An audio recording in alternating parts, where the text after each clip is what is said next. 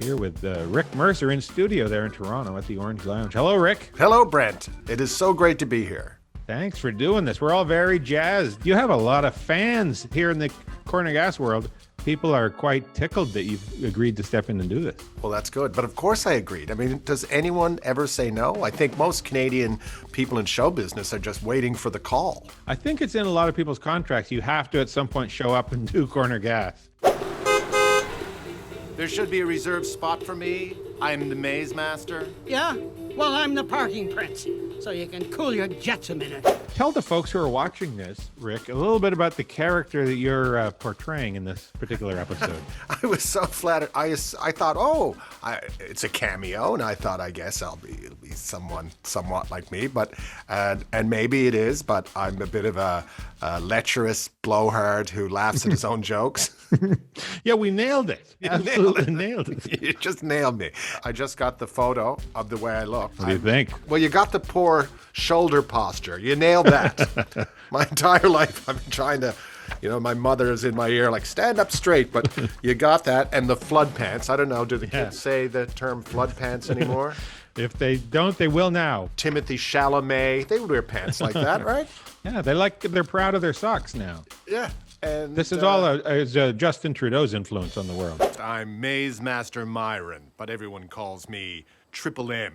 Do they really, though? They used to call me Eminem, but legal issues. Your character in this show, one of the things I really love about your character in this show is when he arrives, because he's quite self-important. He arrives, he's got a little fanfare, Yes. He plays his own music. Maze Master Myron has arrived. Oh, hello, sir.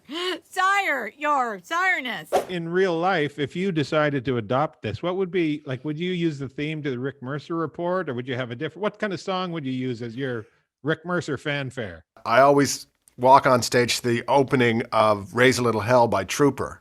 Nice. And because I think it's such a great Canadian rock anthem. Plus, if there's any baby boomers, they can't stop. They just immediately start clapping. Your character in this episode, he calls himself the Maze Master. His name is Myron. He's a maze master. He's obsessed with mazes and mazing. Have you yourself ever had the privilege of wandering through a corn maze? Yes. I've been lost in my own head in a corn maze. How, you may ask? My head was a corn maze. What? There was a family in Ontario, and every year they would do a corn maze, and they would allow people to come and enter the corn maze for charity.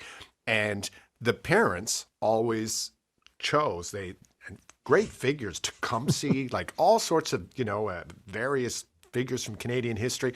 Anyway, the kids got older, and I guess they were at 9 or 10 or something, and they were saying, why do you get to choose? So they let them choose, and they chose my head because they used to like watching me jump out of planes and stuff. And so I literally had a giant head, and we went up in a helicopter and shot it, and I got to run around in the maze. It was my only time in a corn maze. I found it quite frightening, but it was a huge, huge honor to have my head as a corn maze. And so this character, the maze master, Myron, is all about the mazes, and so I was thrilled to be part of that. Thanks so much for doing this again. Like I'm telling you, everybody on the staff here was very jazzed and excited that you were coming on board to play Myron, and can't thank you enough. Well, thanks very much. Thanks for having me. Real treat.